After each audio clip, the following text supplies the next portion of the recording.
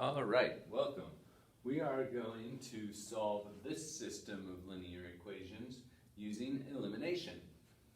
In order to eliminate, we need to have two equations that when we add them or when we subtract one from the other, we get a new equation where one of the variables has disappeared because when we did the addition, we got 0 of that variable, or when we did the subtraction, it resulted in 0 of that variable. So, if you look at this, if we add these, we get 5 and 3 is 8 x's.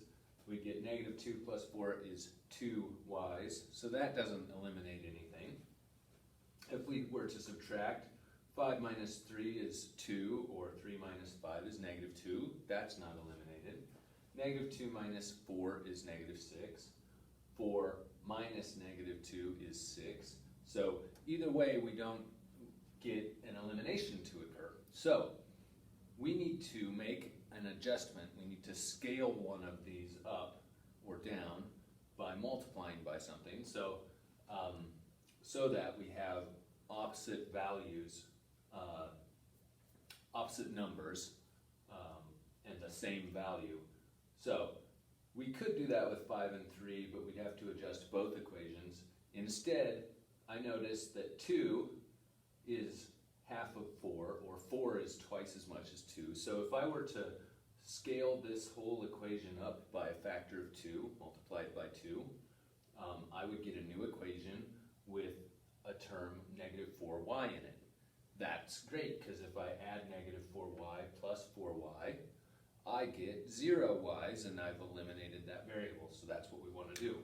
I'm going to take this first equation and multiply both sides by 2, and that will give us a new equation. So this is a symbol that means implies. So if we perform this operation, multiplying by 2, on both sides of the equation, we will get a new equation, but it will be still equal like it was before. So 2 times 5x is 10x. 2 times negative 2y is negative 4y. 2 times 4 is 8. Now, I'll rewrite the second equation right underneath here so I can line these up and add my two equations to give myself a new third equation. So 10x plus 3x is 13x.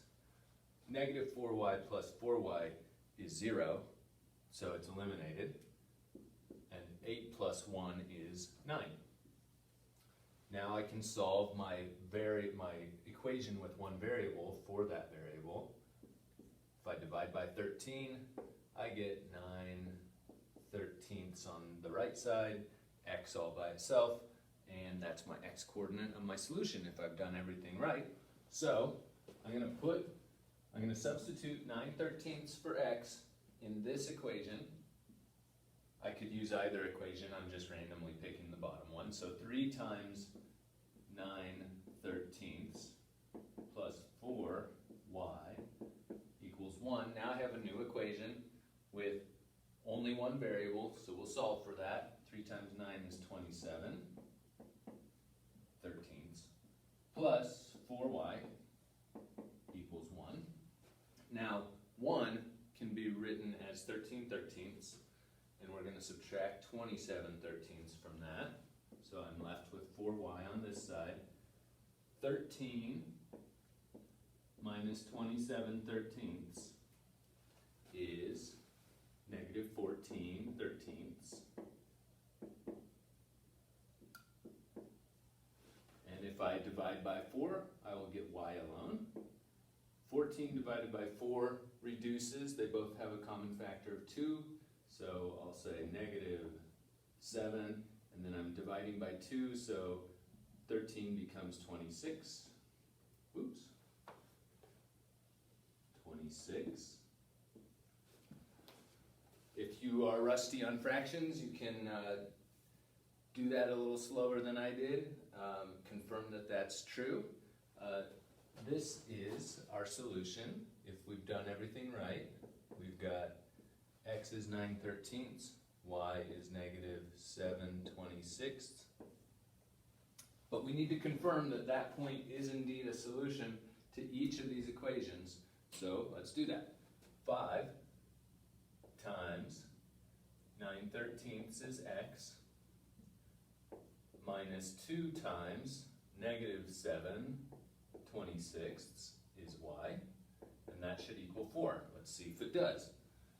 45 is 5 times 9. Negative times a negative is positive. 2 times, well, 2 and 26 have a common factor of 2. So this will be 7/13 when we reduce it. And that's supposed to equal 4. Let's see. 52 is 45 plus 7. 52 divided by 13 is actually 4. So we've confirmed that it works for this equation. Let's check the other equation.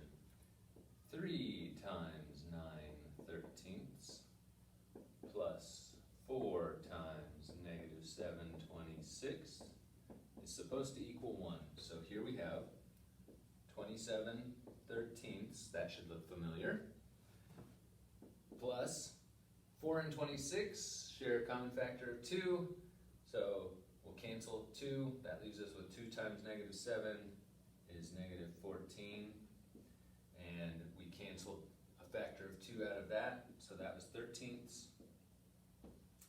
27 minus 14 is 13.